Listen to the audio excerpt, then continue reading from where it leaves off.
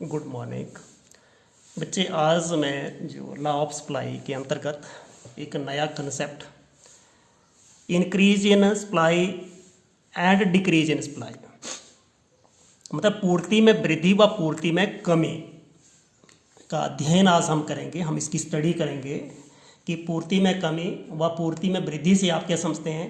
इसको हम जो है पहले तालिका और उसके बाद हम इसको चित्र की सहायता से हम इसका वर्णन करेंगे कि सबसे पहले हम इसको डिफाइन करेंगे कि इंक्रीज इन सप्लाई होती क्या है बच्चे। ठीक है, इंक्रीज इन सप्लाई मतलब पूर्ति वृद्धि। हम इसको क्या बोलते हैं बच्चे? पूर्ति में वृद्धि। ठीक है, इसमें हम क्या बोलेंगे? पूर्ति में वृद्धि। तो बच्चे इसकी डेफिनेशन बिल्कुल याद रखनी है, हिंदी इंग्लिश वालों के लिए कोई इतना ज़्यादा डिफिकल्ट नहीं होती है। ठीक है, increase in supply occurs when the quantity supplied increases at the existing price of commodity बच्चे। ठीक है बच्चे, देखिए इंक्रीज इन सप्लाई अकर्स मतलब पूर्ति में वृद्धि तभी होती है जब क्वांटिटी सप्लाइड इंक्रीज मतलब पूर्ति की मात्रा में वृद्धि हो जाती है एट द एग्जिस्टिंग प्राइस मतलब वर्तमान या प्रचलित कीमत पर। मैं बिल्कुल हिंदी में इसको समझा रहा हूँ कि जब वर्तमान या प्रचलित कीमत पर बच्चे, अब आपकी यहाँ पे कीमत में परिवर्तन नहीं हो रहा है, कीमत में कोई भी चेंज नहीं हो रही है। और जब भी आपकी कीमत में कोई चेंज नहीं आ रही है तो उस कीमत के ऊपर जब भी आपकी पूर्ति में वृद्धि हो जाती है, जब आपकी क्वांटिटी सप्लाइड इंक्रीज हो जाती है, पूर्ति में वृद्धि हो जाती है, तो उसको क्या बोलते हैं? पूर्ति वृद्धि। एक बार फिर समझा रहा हूं, जब वर्तमान या प्रचलित कीमत पर किसी वस्तु की पूर्ति में वृद्धि हो जाती है तो उसको पूर्ति वृद्धि कहते हैं। Increase in supply occurs when the quantity supplied increases at the existing price of commodity. कि जो कमोडिटी का एग्जिस्टिंग प्राइस है यानी कि वर्तमान और प्रचलित कीमत है, उस कीमत पर किसी वस्तु की पूर्ति बढ़ जाती है। जैसे बच्चे हम यहाँ पे थोड़ा सा एक टेबल बना रहे हैं, यहाँ से बिल्कुल आपको समझ आ जाएगा। आपका एग्जिस्टिंग प्राइस कितना है? 10, और ये प्राइस आप you are taking this price in rupees, ये रुपीज में ले रहे हैं, और ये जो पूर्ति है आप इकाइयों के अंदर ले रहे हो, यूनिट्स में ले रहे हो। यहाँ पे पूर्ति कितनी है आपकी? 20। अब आपकी कीमत में कोई भी चेंज नहीं आ रही है, ये आपकी कौन सी कीमत आ गई? वर्तमान या प्रचलित या एग्जिस्टिंग प्राइस, और इसकी पूर्ति बढ़ रही है बच्चे, कितनी होगी? 30। अब बच्चे ये पूर्ति वृद्धि होगी। यहीं से तो डेफिनेशन बन गई। क्या बन गई? कि जब प्रचलित या वर्तमान कीमत पर किसी वस्तु की पूर्ति बढ़ जाती है तो उसको हम पूर्ति वृद्धि कहते हैं। पूर्ति बढ़ रही है 20 से 30। When the price of a commodity या इसको when the supply of the commodity या commodity supplied that is increased at the existing price. ठीक है, इंक्रीज इन सप्लाईज क्या होती है? Occurs when the quantity supplied increases at the existing price. Existing price के ऊपर ये क्वांटिटी सप्लाइड यानी कि जो पूर्ति में वृद्धि हो रही है तो उसको पूर्ति वृद्धि कहते हैं। समझ आ गई कि जब प्रचलित कौन सी थी? आपकी 10 रुपये जो कीमत है वो प्रचलित है, और यहाँ पे आपकी पूर्ति यानी कि सप्लाई 20 से 30 हो रही है, इसको हम बोलते हैं इंक्रीज इन सप्लाई। समझ आनी चाहिए मेरे हिसाब से, आगे होगी। ठीक है, कि जब वर्तमान या प्रचलित कीमत पर जो भी आपकी अभी एग्जिस्टिंग प्राइस है उस पर क्या हो रही है बच्चे? पूर्ति बढ़ रही है, तो उसको पूर्ति वृद्धि कहते हैं बच्चे। अब हमने इसका बनाना है चित्र। चित्र में आप लिख सकते हो कि एक्स एक्सिस के ऊपर क्या लेना, बाई एक्सिस के ऊपर, बड़ा छोटी जैसी बात, एक्स एक्सिस के ऊपर आपने वस्तु की मात्रा और बाई एक्सिस के ऊपर कीमत ली हुई है रुपीज के अंदर। अब यहाँ पे देख रहे हो बच्चे, क्या देख रहे हो कि आपकी जो कीमत है, कीमत कितनी है? 10 रुपये ही है। कीमत के अंदर कोई भी चेंज नहीं हो रही। एग्जिस्टिंग प्राइस आपने उतने का उतना ही रखना है, इसमें कोई भी चेंज नहीं हो रही है। ये नहीं हो रही है, देख लीजिए, ये 10 रुपये ही है। ठीक है, अब आपका ये कितना है? 10, ये पूर्ति 20, ये 30 बच्चे, ये प्राइस है बच्चे जो कांस्टेंट है। ठीक है, अब 10 पे पूर्ति कितनी है बच्चे? जब प्राइस 10 से पूर्ति कितनी है? 20। 10 की सीध इधर आ गई, प्राइस ये 10 बच्चे, 10 प्राइस बाई एक्सिस के ऊपर लिया, इधर आ गए, और पूर्ति कहाँ पे? 20 ही आ गई। लेकिन अब आपका पूर्ति वक्र ऐसे नहीं बना सकती हो, क्योंकि पूर्ति वक्र की ढलान कैसी होती है? स्लोप कैसी होती है? पूर्ति वक्र की स्लोप धनात्मक होती है, वो ऐसे आएगी। ये बन गया आपका S1, और आप कौन से बिंदु के ऊपर है? ए, S1 बन गया। अब आपने क्या कर दिया? इसको धीरे से थोड़ा सा इधर मिला भी देते हैं। ठीक है, अब आपने क्या कर दिया बच्चे? 10 कीमत तो ये 10 ही है, पूर्ति कितनी हो रही है? 30। ये 10 कीमत पे हम चलते गए, और ये आप सप्लाई ले रहे हो 30 की सीध में इधर चले गए। अब आपकी पूर्ति इधर से ये बन गई, ये बन गई। ये पूर्ति बकर जो था या सप्लाई कर अब S1 से S2 चला गया, यहाँ पे। अब यहाँ पे आप लिख सकते हो, कैसे लिखेंगे, एरो लगाएंगे आप इस तरफ, ऐसे करके एरो लगा दिया, ठीक है।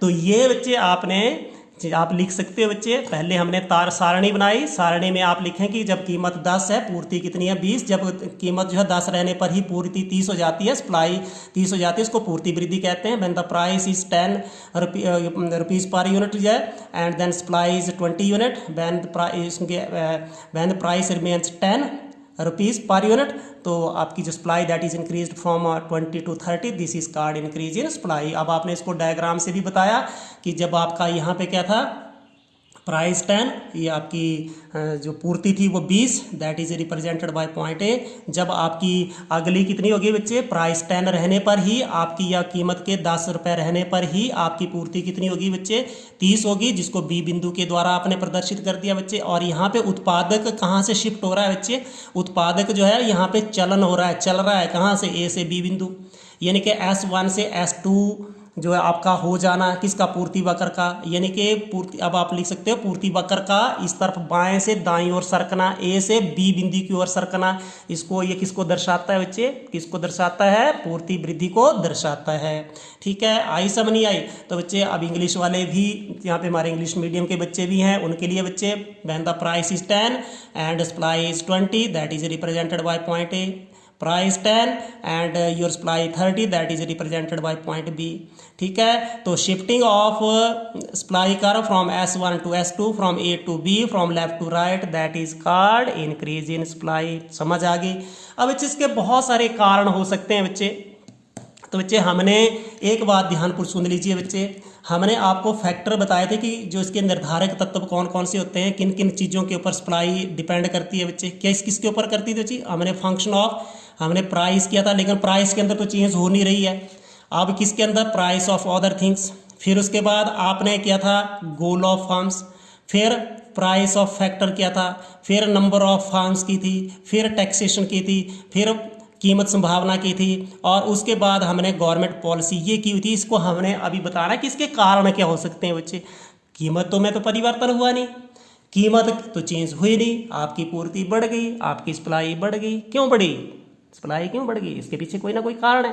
पहला क्या हो सकता है, when the price of competing good decreases. बच्चे जो भी आपकी जो प्रतियोगी वस्तु होती है उसकी कीमत कम हो जाती है। जैसे मान लीजिए बच्चे आपका एक पेप्सी कोला है, एक कोका कोला, ये आपका पेप्सी कोला और ये कोका कोला, ये अपने प्राइस को कम कर देता है, तो बच्चे इसको नहीं खरीदेंगे लोग, तो ये इस अपने एग्जिस्टिंग प्राइस के ऊपर भी क्या करेगा बच्चे, जो भी इसका प्राइस है वहाँ पे अपनी सप्लाई को बढ़ा देता है। जब आपने क्या लिखा है, when the price of competing good decreases, यानी कि प्रतियोगी वस्तुओं की कीमत जब कम हो जाती है तब भी क्या होती है, वर्तमान या प्रचलित कीमत पर वस्तु की पूर्ति बढ़ जाती है। दूसरा बच्चे, जब भी आप क्या कर रहे हैं बच्चे, वस्तु को बनाते हैं बच्चे, तो वहाँ पे हम साधनों का यूज करते हैं, उत्पादन के साधन, और उत्पादन के साधन की कीमत कम होने से क्या हो जाती है बच्चे, आपकी पूर्ति बढ़ जाती है। When the price of factors of production decreases, बच्चे जो भी हमारे उत्पादन के साधन हैं उसकी कीमत कम होने से भी क्या होता है, उत्पादन के साधन, श्रम, भूमि, पूंजी, उद्यमी, इन सब की कीमत जब कम हो जाती है तो वर्तमान या प्रचलित कीमत पर वस्तु की पूर्ति बढ़ जाती है, ठीक है। और व्हेन द गुड जो है यहाँ पे लिखा है गोल। अब बच्चे आपको पता है फर्म के भी गोल होते हैं। कई फर्म का उद्देश्य क्या होता है बच्चे, कई फर्म का उद्देश्य लाभ कमाना होता है और कई फर्मों का उद्देश्य उत्पादन या बिक्री को अधिक करना होता है। जब क्या होता है बच्चे, अब आपका क्या हो रहा है, यहाँ पे क्या हो रही है, सप्लाई बढ़ रही है। इसका मतलब क्या होता है कि जो फर्म का उद्देश्य किससे, लाभ को अधिकतम करने के अलावा बिक्री को अधिकतम करना हो सकता है। जब वो बिक्री बढ़ाना चाहता है तो बच्चे तब भी पूर्ति बढ़ जाएगी। When the goal of firm shift from, किससे शिफ्ट हो जाता है, profit maximization to sale maximization, यानी कि वो अपनी सेल को बढ़ाना चाहता है, तब ही प्रचलित और वर्तमान कीमत पर पूर्ति बढ़ जाएगी। और उसके बाद बच्चे, अब आपको फर्म को लगता है कि भविष्य में कीमत के घटने की संभावना है, घटने की संभावना है। जब घटने की संभावना लगती है उसको बच्चे, तो वो क्या करेगा, एग्जिस्टिंग प्राइस पे अपनी पूर्ति को बढ़ा देता है, वो ज़्यादा वस्तु बेच लेगा क्योंकि भविष्य में कम कीमत मिलनी है, ठीक है। व्हेन द फर्म जो expect a fall in price of commodity, ये ना किसके अंदर, ये ना नियर फ्यूचर, जो भी आने वाला जो फ्यूचर है उसको लगता है कि वहाँ पे कीमत कम हो जाएगी, तो क्यों नहीं आज ही हम वस्तु को बेच लें, और आज हम वस्तु को बेचेंगे तो क्या हो जाएगा बच्चे, उसको प्रॉफिट होगा, क्योंकि भविष्य में तो कीमत कम हो रही है। ठीक है, जो भी फर्म है एक्सपेक्ट करती है, क्या एक्सपेक्ट करती है, a fall in price of commodity in near future. ठीक है, आगे समझ। इंप्रूवमेंट, अब आपको पता है जैसे जैसे टेक्नोलॉजी में सुधार होता है बच्चे, टेक्नोलॉजी में सुधार होने से भी क्या हो जाता है बच्चे, तकनीक सुधार हो रहा है, आपकी प्रोडक्शन उत्पादन लागत घटती है, तकनीक में सुधार होने से उत्पादन लागत घटती है और आपकी पूर्ति बढ़ जाती है। Existing decrease in the tax. अब बच्चे आपको पता है गवर्नमेंट क्या करती है बच्चे, टैक्स लगाती है, किसके ऊपर, उत्पादक के ऊपर। यदि टैक्स कम हो जाए और गवर्नमेंट क्या कर दे, सरकार क्या कर दे, उद्योगों को अनुदान दे, तब भी क्या हो जाती है बच्चे, पूर्ति बढ़ जाती है। हम लिख सकते हैं डिक्रीज इन टैक्सेशन और ग्रांट ऑफ सब्सिडी। ठीक है, अब बच्चे समझ आ गई होगी। अब मैं एक बार सिर्फ इंग्लिश में ही रिपीट कर रहा हूँ। When the price of competing goods जो है वो डिक्रीज करती है, when the price of factors of production decrease होती है, उत्पादन के साधनों की कीमत कम हो जाती है, when the goal of firm shift from profit maximization to sale maximisation.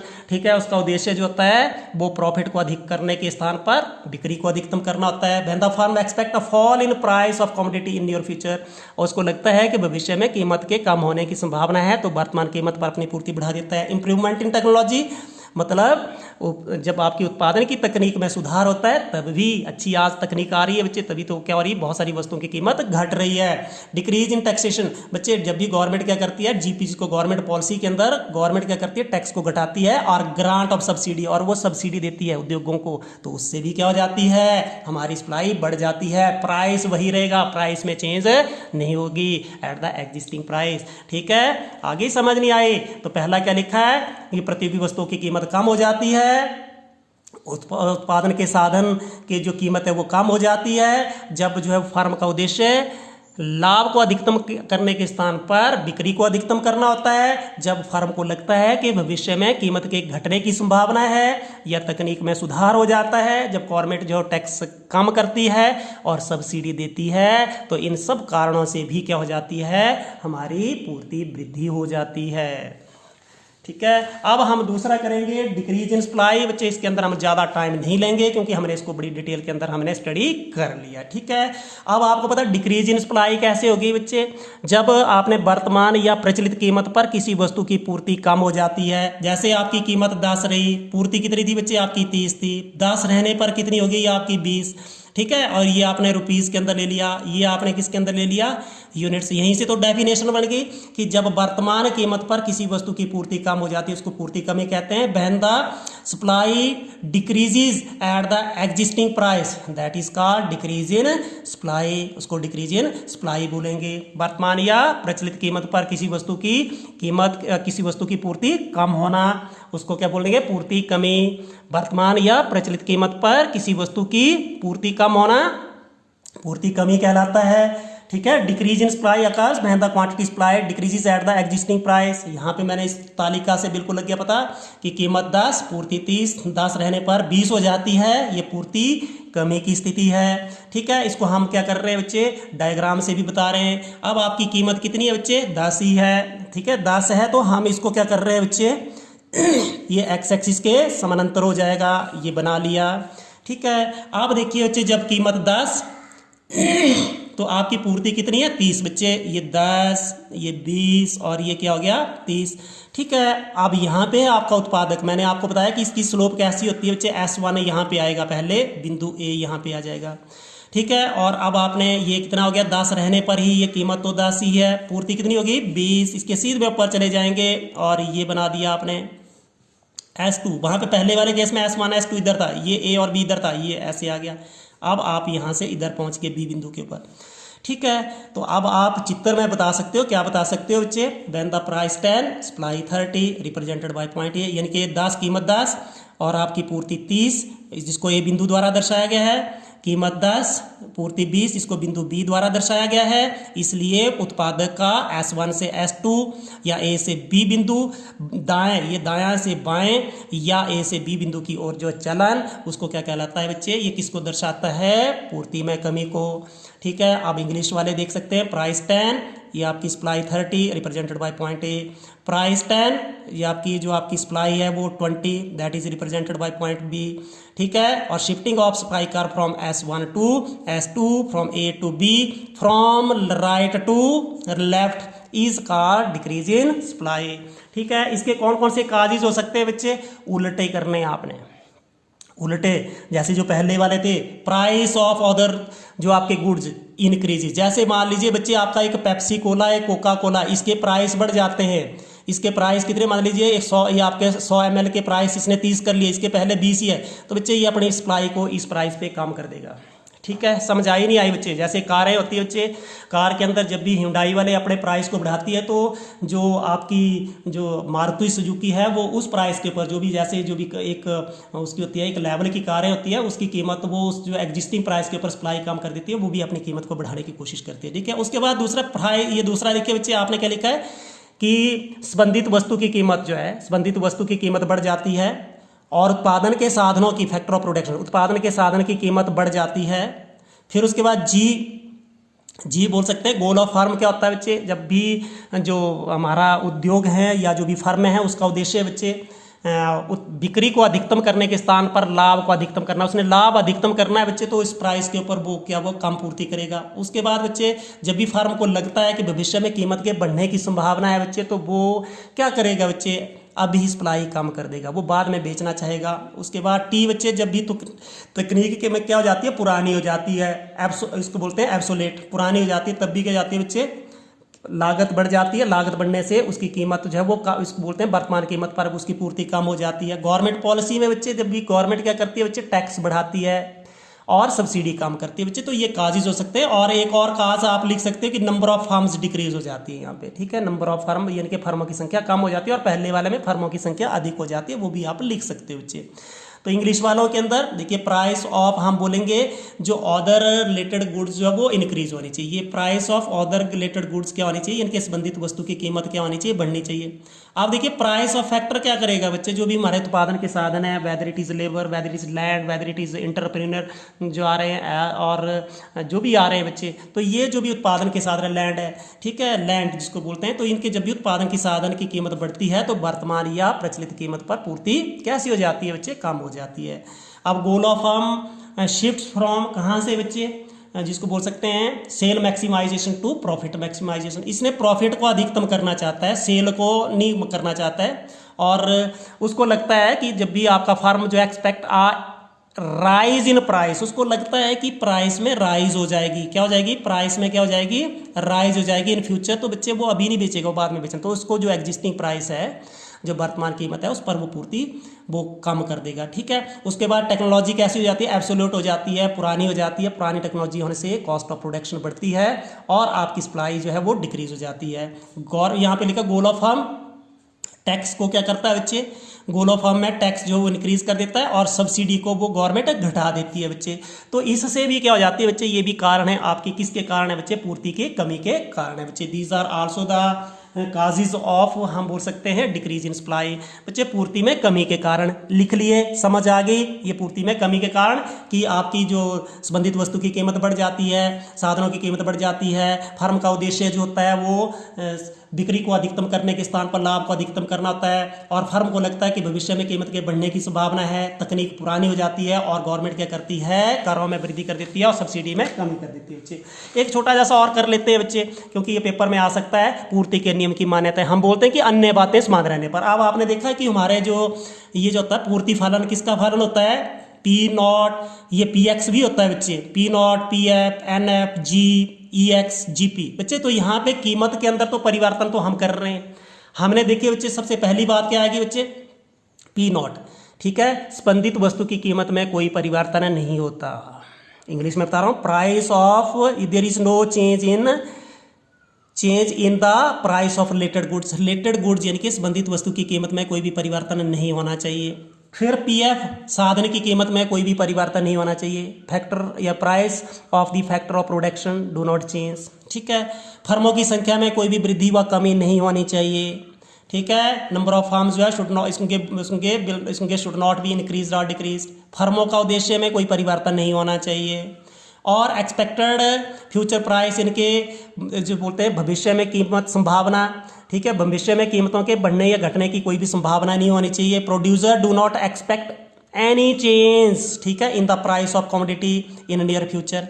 Future के अंदर उसको तभी ही आपका पूर्ति का नियम लागू होता है, अन्यथा पूर्ति का नियम लागू नहीं होता। ये कोई भी चेंज नहीं होनी चाहिए। हम लिखते हैं कि अदर थिंग्स बीइंग कांस्टेंट, अन्य बातें समान रहने पर। हम क्या लिखते हैं बच्चे?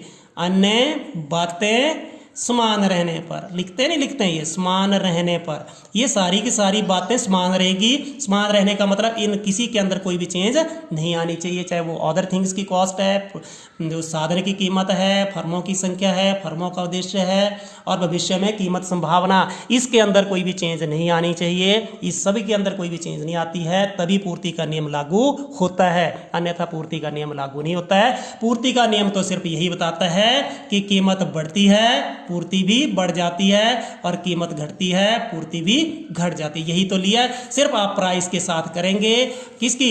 वस्तु की कीमत के साथ। बाकी सारी की सारी जो चीजें हैं वहां पे हमने उनको कांस्टेंट रखना है, उनको स्थिर रखना है, उसके अंदर कोई भी चेंज नहीं होनी चाहिए, जैसे हम मांग का नियम करते हैं। ठीक है, तो आपको वीडियो अच्छी लगी हो, like share and subscribe. Thank you.